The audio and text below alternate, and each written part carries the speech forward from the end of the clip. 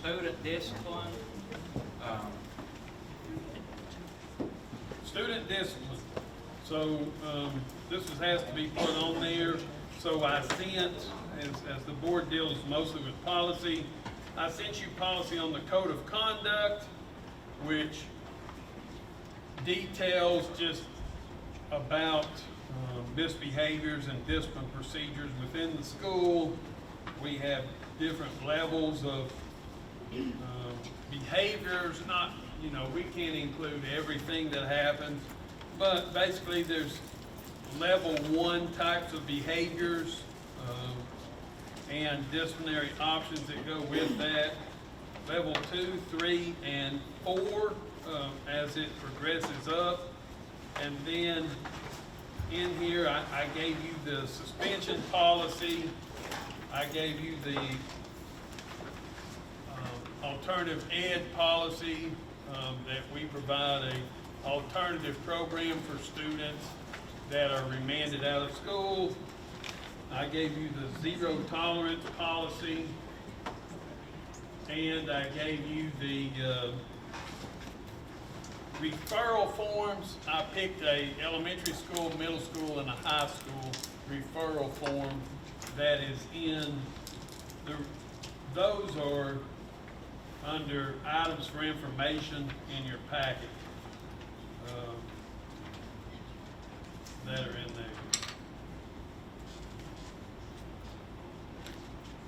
there. Anything from the board on that? Yes, sir. Quick question. Paragraph 1 of policy 6319, alternative education. The board shall operate an alternative school and/or program for students in grades 7 through 12 who have been suspended or expelled from regular school program. What is used in place of the alternative school for grades 1 through 6? So this says that the board, this is a, that the board shall operate, so 6 through 12, so that doesn't mean that we do not put, we put 6th graders in the alternative school, we have put 5th graders in the alternative school. I'm not aware of us going under 5th, Carrie? Well, not recently. We have Yeah, before, but it's been a while before we had. That's not common practice under 5th grade. We have also the behavior classroom that's located at Piedmont for students that go through RTI 2B process, that behavior is not curbed through that process, and students are entered into that classroom. We try not to exceed 5 students in that classroom at a given time. If we have a lot of major behaviors, we want to keep that at 2 or 3 students for that, but those are options there. Second and last question. Same policy. Sentence number 23 through 25, additional offense. Any new disciplinary offense committed during a student's original suspension or expulsion period shall be treated as a new and separate offense. These offenses shall not constitute an extension of the original suspension or expulsion. And I guess my question is, for additional offenses, is there any additional consequences for bad behavior? So, yes, there is. We've had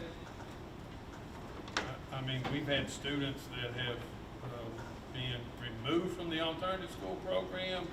They do not earn days, so if a student has to get 45 days, then they're at the alternative school for a day and they earn no points. So it means that their time is extended. If they bring something into, some type of behavior, there's suspensions issued. So there's discipline issued at the alternative school also. So where it says these offenses shall not constitute an extension of the original suspension or expulsion, in fact, they do, because they have to stay in alternative school longer, because they don't earn days. Well, they earn days. That's a consequence of that behavior that day. Okay. So once we issue a consequence, I need to make an analogy to, people go to jail and commit crimes that extend their sentence. Right. So they don't go back on that sentence and that sentence is done. Right. So a child who is in the alternative school, that we don't go back on a zero tolerance and. Start it all over Yeah, again. start it all over, anything of that nature. Just extend what already is. So it's handled as a different offense and it's handled separately than what they're there for. So we don't tack on things. So they already, if they get remanded to the alternative school and have to earn 45 days, that's already, they have to earn that. So if they don't behave, don't follow the rules, they're not earning those days, so that behavior costs them more time. Okay. That doesn't extend on their 45-day Right. period. Now, if a student's there for whatever reason and they bring drugs into the facility or they have a fight, assault someone, then there's other consequences issued on that behavior. Thank you.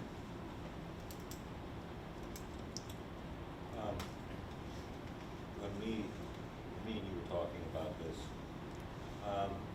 was it state law, was it a policy, a child after 1 year, am I correct? I may be getting this wrong, after 1 year, and gets put back to the general population, is that per our policy? So the greatest extent that a child can be expelled from school is 1 calendar year. So if somebody creates a zero tolerance offense, somebody brings a gun to school tomorrow, which is, I believe that's April the 29th, then April the 30th of the following year, they are granted back access to their education. Do we have a policy on the repeat offender, somebody who continually becomes a problem, like after 4 times getting put in there? Say the kid just is back in school for 1 day, next day brings a gun in and he gets thrown back to, alternative school, and this happens. It may not be done every time, but a very serious situation. Is there at some point that we say, listen, you just get back? So it is compulsory attendance, so we must educate students or provide for their education. So, let's say that we determine that the best placement for X child is a facility in Memphis, then we fit the bill to send that student to that facility in Memphis based upon that. That's a long process to go through, but that does happen. There are responsibility though, no matter where Yeah, they go. we have to fund that, so we'll pay that bill to place a child in a facility. We pay for children now to be in facilities currently. Most of the time now, we're paying our TISA money, so money that we receive for that child, then we're paying to that facility as they're the education provider for that child. So I have a question. When a student is in the alternative school and they offend while in the alternative school, does it extend their time? In multiple ways, it would extend their time, so they're either not earning points that day that add up to get them out of alternative school, or if it's a large enough offense, then that will be dealt with. For instance, you have an assault on the grounds, then that will be dealt with and as a separate offense, and time added on as another offense. Or you have a student who brings, who's there for whatever, and then they bring drugs in the facility, we may zero tolerance them and expel them for a calendar year. So there's a lot of things that can happen, but yes, we do. So the alternative school is no different. It's not a school, it's a placement, but we issue consequences there just like we do at a school. So they're either not earning points to earn their way out, or they're creating a major offense that gets handled and extends their stay or expels them from school. So are students in the alternative school, are they learning all their core classes and everything? What are they doing in the alternative school? So, yeah, we have instructors there, licensed certified teachers. They are on, is that called Adminum? It's a program that is taking students through the process. Not every course that we offer at the high school, or everyone at the, well, some CTE courses, but not everything we can offer. It's hard to be a welder at the alternative school, or, But like for your, reading, writing, math? oh yeah, that's all, yeah, it's through Adminum, it's all there. Okay, is there any other counselor there? There is a full-time counselor there. So she was, I believe she was here at one time at this school and requested to go to the alternative school. So she is our school counselor. So we have a full-time counselor there. Do we see improvement after students have been in the alternative school and then they come out? Is there, Oh, yeah, okay. yeah. I Are mean, there- some kids want to be there. So. Are the classes easier there? I mean, how similar is the schoolwork between being on the regular campus versus the alternative school? It's extremely different. The whole makeup of it's more isolated, so there's not a lot of huddle up discussion time amongst your peers. You're isolated a lot of time to a cubicle area, and you have to do your work in this area. You're not, you get help from your teacher, from assistant, but, it's not a place I would excel at. I like interaction, conversation, peer to peer, but What's the number of students in that school? under 40, And, all the discussion about MOU and providing space for this type of service for mental health support, is there a space there? they do come to the alternative school.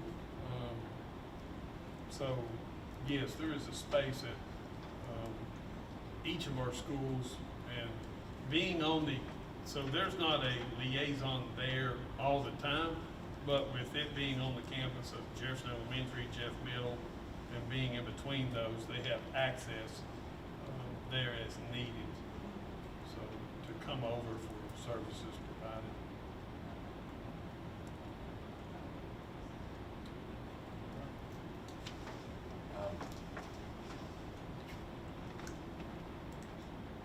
So I'm not really sure how to go with this, with the school discipline versus mental health. Seems like most everybody's already left.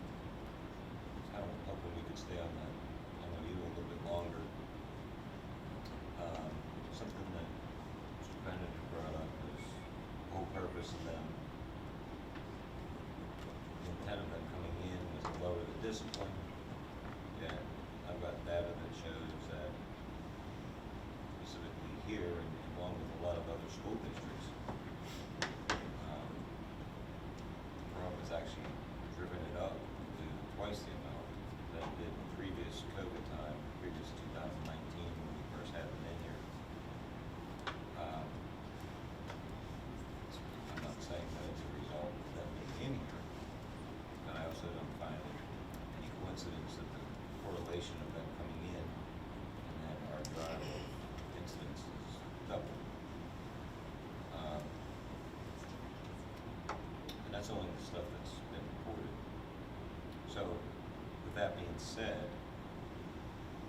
my next question would be, that I ask myself, are we relying on mental health therapists to do the disciplining or to deal with the discipline,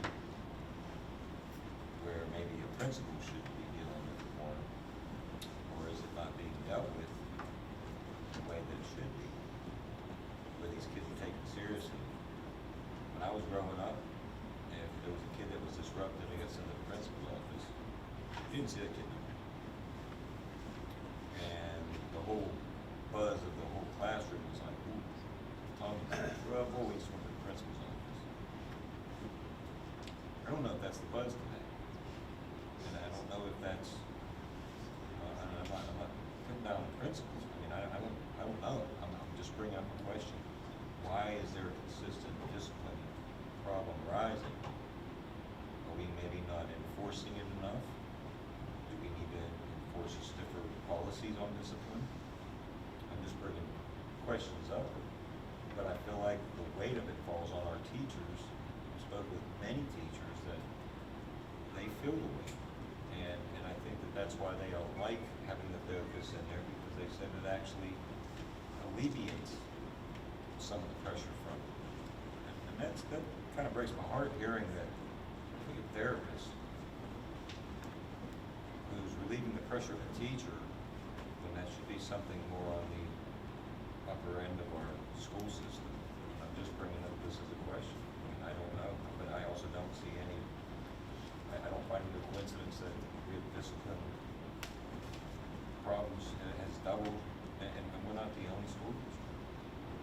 You know, I mean, all the school districts that I've looked at that hasn't has skyrocketed. So I don't know if that's something that we just need to look at more. You know, that's kind of why I question mental health being in our schools. Are we using them as the crutch for our discipline? I know that a lot of the mental health that's put on our students is our kids' crutch. It kind of falls right back to the house. I mean, I'm not just bringing it on the principal or just the school itself. I mean, it starts at home. Can I say something? Sure. I think what we're kind of seeing now, when I growed up and I was in school and I got in trouble, I got my tail tore up at school. I got my tail tore up when I got home. Now, parents are not the way that they was back when we grew up. You don't whip little Johnny. You know, parents don't whip their kids nowadays. So, yeah, it's going to double in school because we don't have the parents that's stepping up taking care of the kids like they should. So that's why you're seeing double. It's not mental health, a lot of it's not. It's just parent. That's all I can say. Well, I'm not saying that I think that it's the mental health that's creating it. So I hope I didn't give that impression. I just, are we using them to do our discipline for us? Whereas a school district, we should be doing maybe harder discipline on the kids. Maybe we should involve the parents a little more and hold them more accountable. You know, when they get in trouble, should we call them the parents, say, hey, go on, get your kid? You know, should we start getting back to having a detention? I grew up, it was detention. I know we can't get into corporal punishment. I hate that, because I wish we could. I think kids would straighten their butts up. But, you know, what about detention? You know, and I'm not talking about a kid that just talks a lot and the teacher tells them to quit talking. You know, they're just those kids that are like that. But, you know, those real disruptive kids. What about a detention? You go down there, you're gonna get detention, you're gonna call the parents, you can say, listen, we don't have a detention bus. You're gonna have to come and, you know, we have it on Thursdays, you're gonna have to come and get your kid. Can I be honest with you? That's something that ain't gonna matter. You could take a kid, that kid could send her, I'm sure coach probably witnessed had this happen. Kid could talk to you any old way, threaten you any old way. You call mom and dad, you say, hey, we're gonna throw them in detention, whatever. Kid come back to the same thing to you next day. There are issues in the whole country when it comes to, and we're being asked, I went to school to teach agriculture. Yet everything everything else falls under what I do. Coach went to school, he taught biology out there at school, he had to do a whole lot more than just biology, did he? And it's like, well, what are we to do, you know? And sometimes I'd like to take parents in just walk. Can't do that either. I'm sure there's been principals that have thought, if I could just, if we fix this situation, can't do it. Is whooping somebody gonna take care of it? Now, in my day, Mr. Jones at White Pine School would give me 3 licks. You never had no more problems out of me. Some of these kids get beat at home, and that ain't gonna faze them one bit. I don't know. It's I don't know. I'm a religious fella. Sometimes I say it's a heart thing. I mean, they heart work got to go on, and these family stuff, but that's too much for the government that wants you to do all this. That's too much for them to address. That's just me. But there are things you cannot do with you know, to discipline students. I mean, if I told you the things that have been said and done to me in my classroom by students, and send them to ISS, you know, they call it something different these days, in-school suspension, but they come back the next day, same thing. Talk to the parent. They're liable to talk to you worse than the kid does. I don't know a solution to it, but I'm going on 15 years almost, and in those 15 years, it's been a huge change since, you know, and I mean, the things that, the way students and parents view things. Education, I will tell you, in this country ain't important to people. You go to other countries, education is your key to a successful life. People don't see that here. It's something that we gotta go do. And if you can't change that mentality, you can't change their attitudes towards stuff. I mean, we can do all we can. You know, we can let kids go talk to people. We can give them all sorts of outlets. I mean, our schools provide kids with a lot of things. I think, you know, we take kids to Boys and Girls Club, after school, don't we? We give kids all sorts of outlets. And you can do everything you can, but you can make a horse water, but you can't make it drink.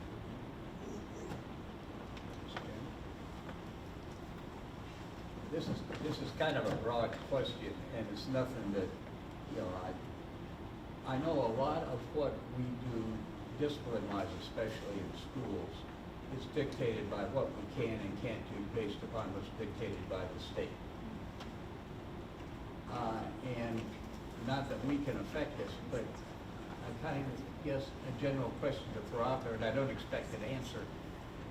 Is there something that we would do discipline-wise in our schools if it was allowed to be done by the state? Are there things that we're not doing in our schools discipline-wise that we would do if the state said we could do them? Maybe if there are things that we think we should be doing that we're not doing because the state says we can't do them, maybe we need to go to our representatives and senators and have them start working on that from that level. I know there's you know, with the books, we can only use certain books that are referred to us by the state. Are there measures that we would utilize in our district if we were allowed to do it by the state? Maybe that's something we need to start thinking about and address that with our state and state legislators and senators. Thank you. I'll gather, I know Kerry has worked on some office discipline referral numbers. I'll send those out to the board. I know that we have seen a decline in office discipline referrals. And then we've seen an incline or increase in zero tolerances this year based on, so for drug use has gone up significantly at around 37 last year. We probably will hit 50 this year. Zero tolerance cases for drug use. A lot of that's THC vapes, gummies, juices, whatever that they bring in. So, but I'll send you those office discipline referral numbers. Remind me, Terry, send that. Basically, they almost sounds like family therapy services more than anything. It wouldn't do no good. Do we have detention, or the alternate school the only? Oh, we have in-school suspension where students are sent for the day, so they're removed from their classes, isolated within a room. That's not very fun. What do they do during in-school? They do work, Catch up on their. whatever assignments were sent for that day that they're missing. So whatever the teachers send. So Mr. Rogers may place somebody in school today. He notifies the teacher that they're serving tomorrow. Teachers send work. In-school suspension person gets that work for that student, and they follow the rules in there. They get their work done, or they could have another day issued for misbehavior in there. Or we've had students go down and act a fool to start in school, and they go to the office and kick them out of school for a period of time. But we have, I mean, if you look through there, there's a lot of things that you can do to students. You know, some students, we've done just about everything on that list, and we're not successful. You know, if some things are, some students just misbehave, and they fail to conform to school. That doesn't mean they won't be successful in life, but they're not successful in that school environment. So. If the student respects and disrespects a teacher, then they get a suspension or discipline. Yep. So one thing that I always tell all the principals is every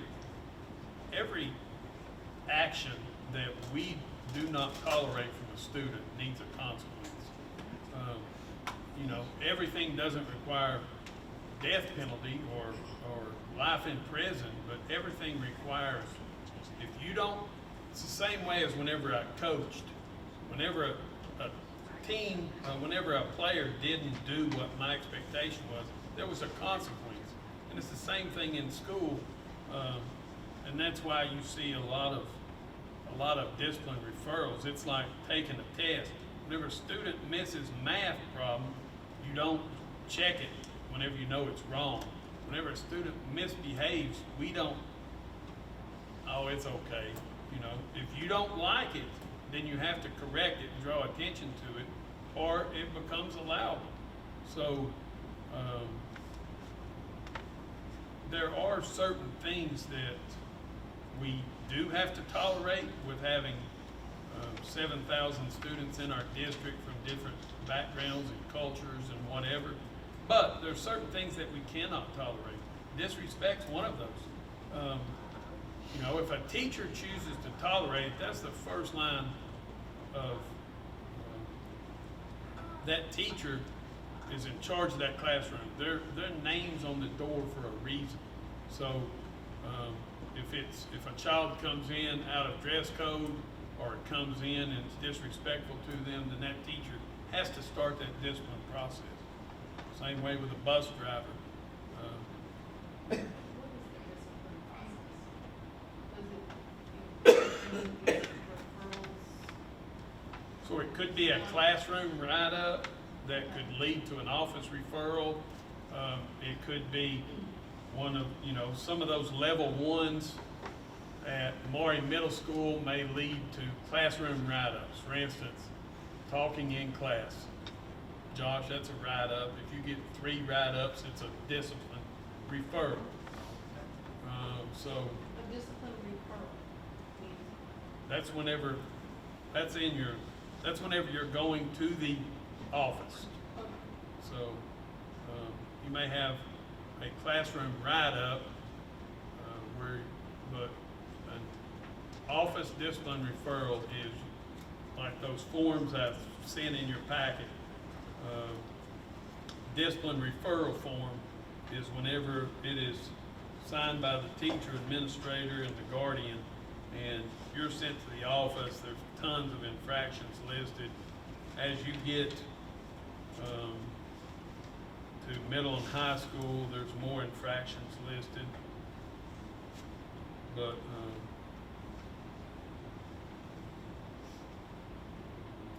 you see teacher consequences, administrative consequences listed on there. So these are not all inclusive. We may try various things with them, but these are just some things that are utilized. so of our 7,000 students, that's just. Yeah.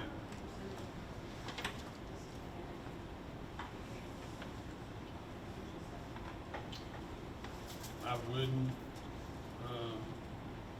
have a percentage of students. So far this year, it looks like we've had almost 2,700 discipline referrals. Is that right, Kerry? As of that date. I don't know some of them have 0 and some of them have 8, 12, 10, so some of them are getting more than others. That's 2,700 across the whole. That's a bus referral, that's sent to the principal, so somebody might have 3 or 4 bus referrals. They may have been suspended 1 day, 5 days, 10 days. So when there are these discipline referrals, and you follow the protocols, is there a likelihood that on the other end of this, students learn their lesson and different, what is the, I guess what's the issue on not seeing people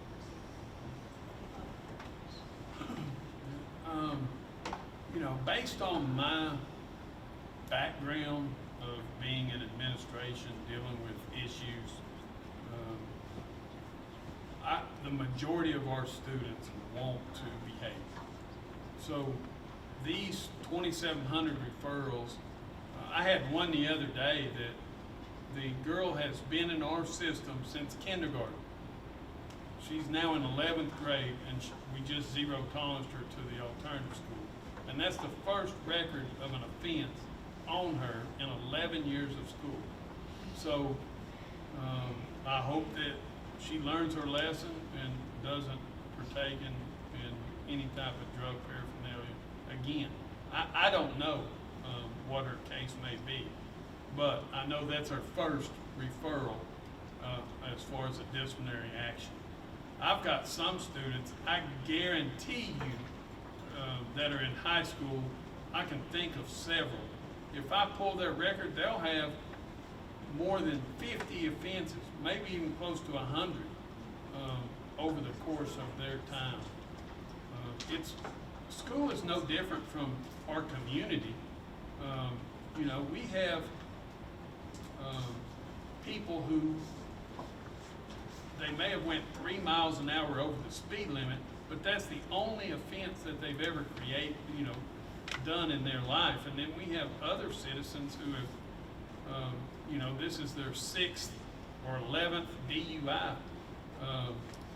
Some people just can't learn a lesson from a mistake. And that's, our students are part of our community, and it's no different than any other citizen in our community. Some citizens just create havoc in our community, and some students create havoc within our school system. Coach, you had something? Can I raise my hand? You, Okay.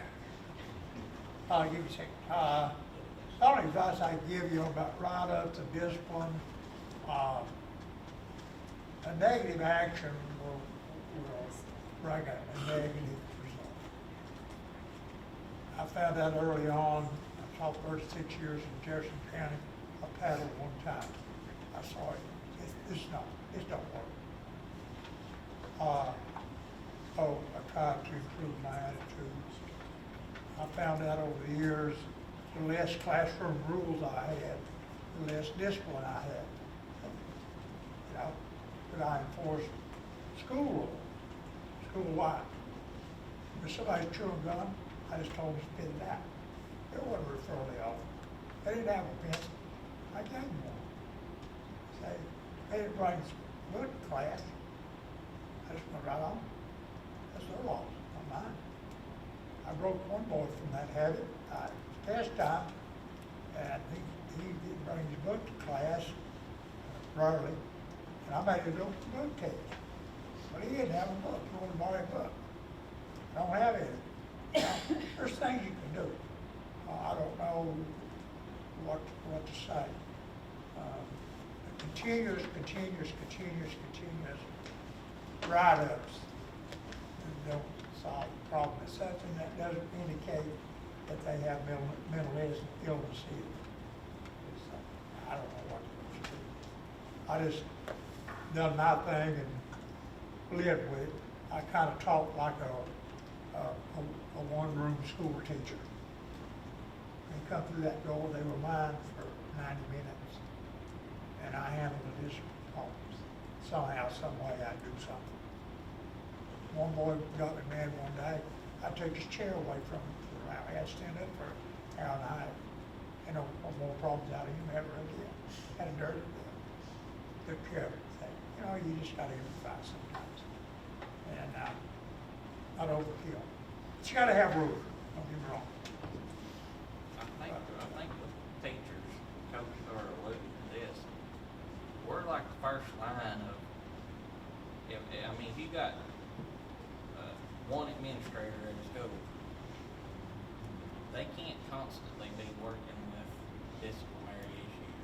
So sometimes it's, teacher, is this worth me going into the system and doing a write-up? I got a kid in class that's got 90+ write-ups. That's almost getting in trouble every day. You're trying to set a record. Yeah, he's probably gonna get close to it. But what, I gotta like draw the line somewhere. It's like, what's serious enough to send this kid to the office? You know, what can I take care of, like Coach said? And it's just a hard thing. And 2,700 that we got here, that's a drop in a bucket. And I guarantee you, most of those students are repeats. They got a lot of it.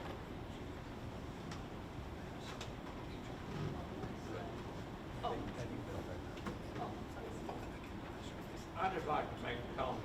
We sit here for 2 hours, all like in 20 minutes or 3 hours. I'd like to have a list of what's been accomplished tonight, please. We talked about Knoxville School, we talked about the same questions over and over and over.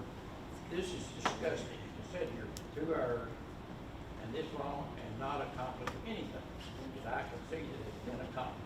I think the accomplishment comes in the We business talked session, about we're not here agriculture the from whole Knox time. County School. We talked about everything. I thought we were gonna have a business meeting to discuss our Work problems. session, work session. Now I call adjourn, a meeting to adjourn. One last thing I wanted to mention, is on this MOU, I feel like it still needs work. I still have questions to the attorney. I think there's still details that need to be ironed out. I see that it is on business meeting.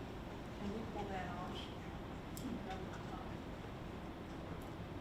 So you can't do that here tonight, but you can do that at the business meeting. Okay, Yeah. But we approve the agenda. okay.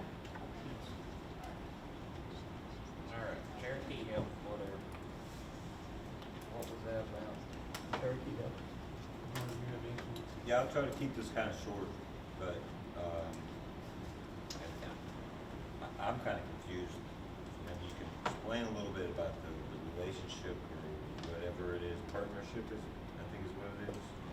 Cherokee, got a mobile unit over in front of the restaurant, and, you know, I'm not really happy with it.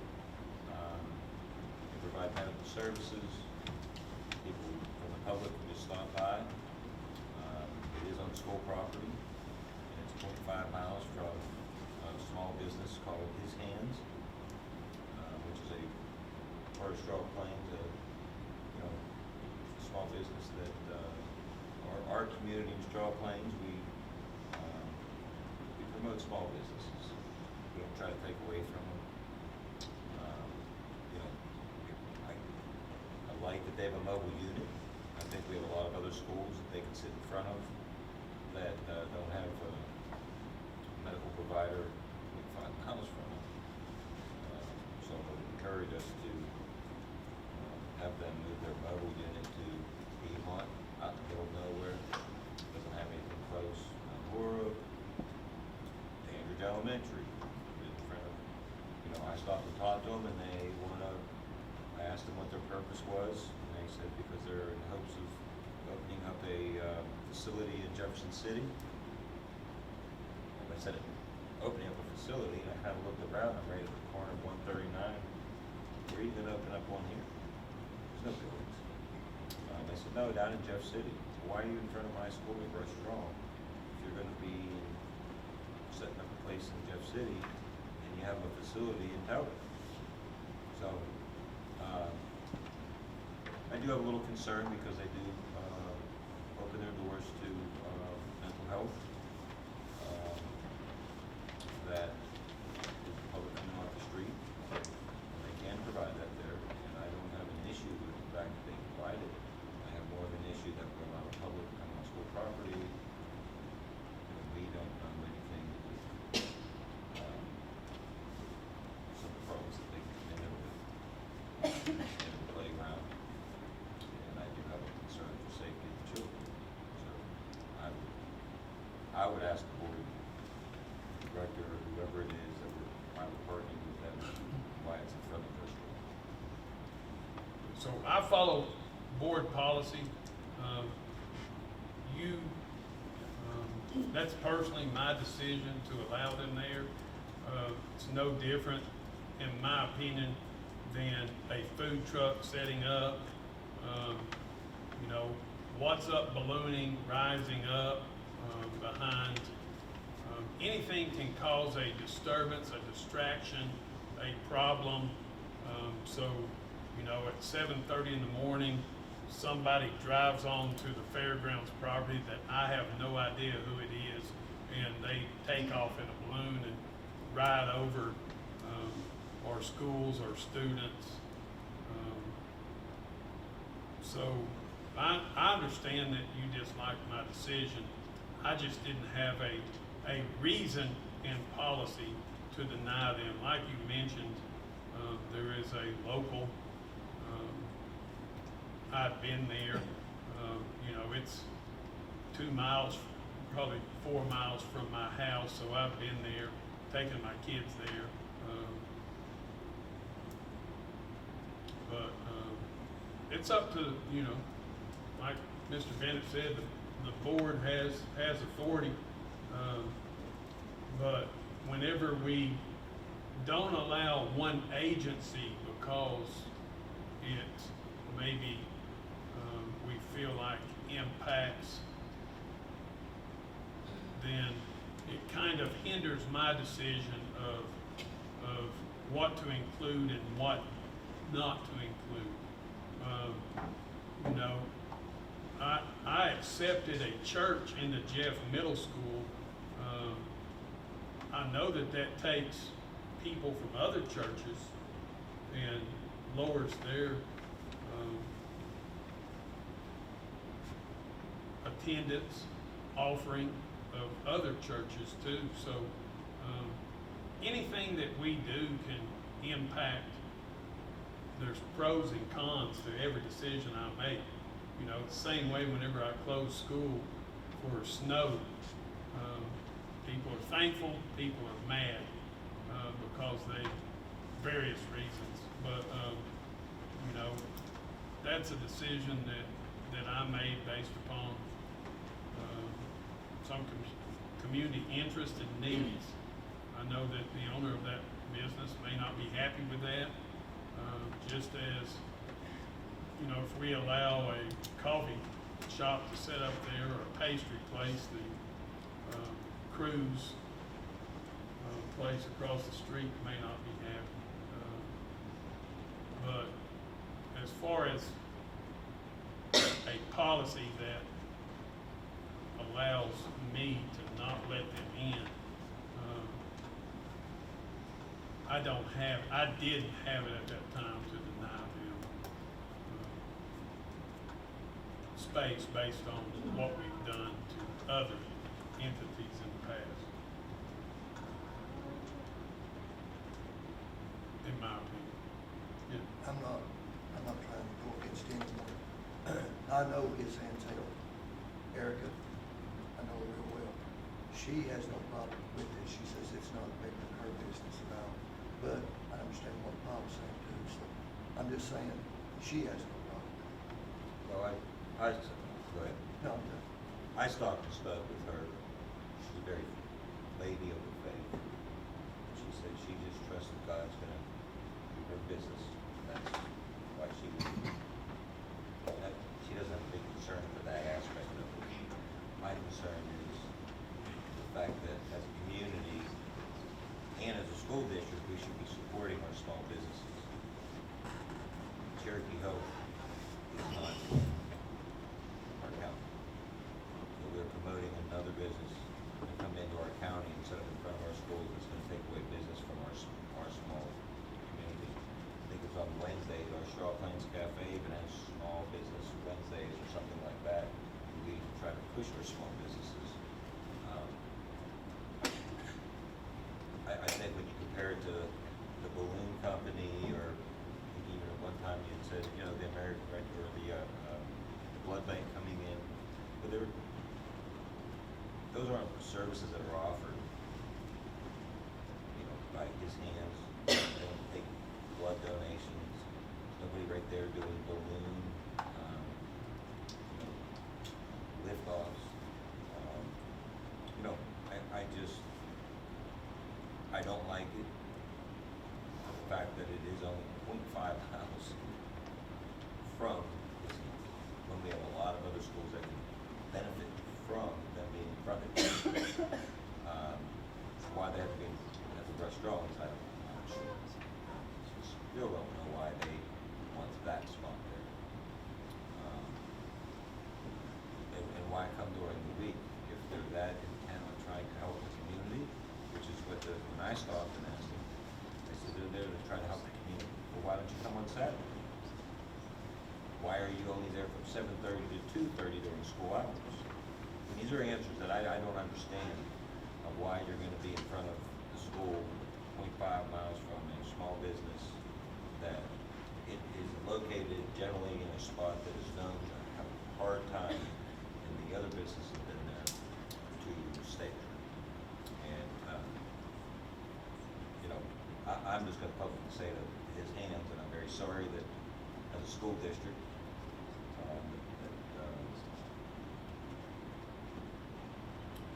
very upset with the fact that we're okay with putting a major company, corporation, half a mile from them. And, you know, it's like putting CVS next to downtown Dandridge. Let's put CVS right at the corner of downtown Dandridge, see what it does at the drugstore right there. Promise you that drugstore won't last a year. It's not different than trying to put up Cherokee right there in front of the school half a mile from his hands. That's your decision. I'm not work within the.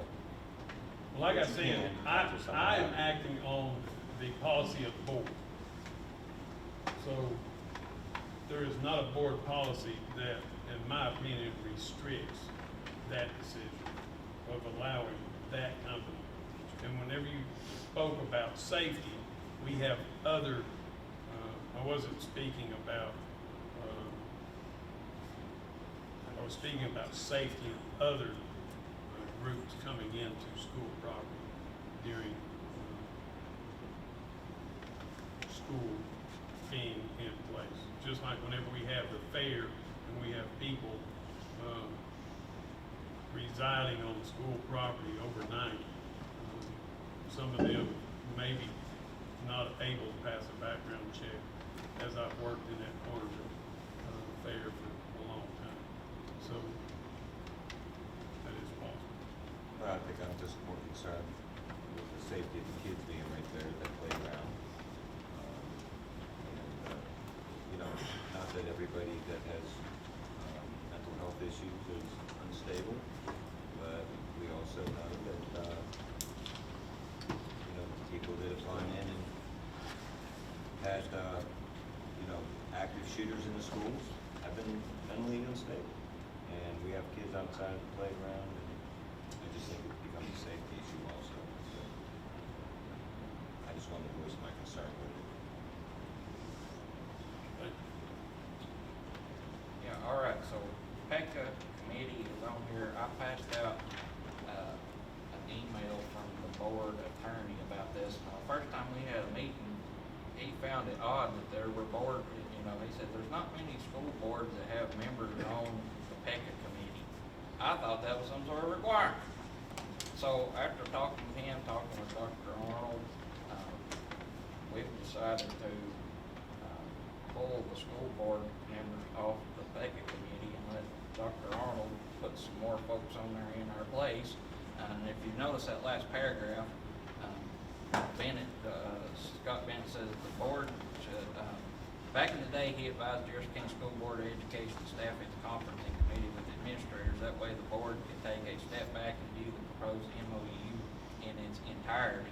And my thoughts on this is, you know, we have this employee, I'm going to trust him to come up with his team with the MOU and present it to us, and then we approve it.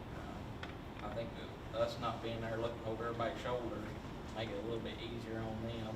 So if at the business meeting, Dr. Arnold's got a list in here of his complete team, I'd ask that you approve that.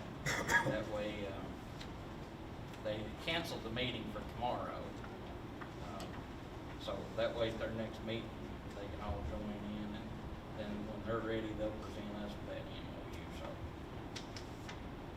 I'm gonna assume, anybody got anything for school commissioners, items for discussion? The only thing I want to say is, next week is Teacher Appreciation Week. Next week. It's also Nurse Appreciation Week, and I know we have nurses in all schools, so I think we can make sure that we observe the nurses in our schools. Yeah, Miss Trent, she supervises them, and she's always done a great job. I sent them an email one time, and they were thankful. I forgot last year, so I could surprise them again this year, so. It's the 7th to be exact. 7. We just do it one day. Well, we are gonna celebrate them all week long when we do teachers as well, but the actual day is the 7th. All right. Well, our business meeting 6:30 at the courthouse on Thursday, so we are adjourned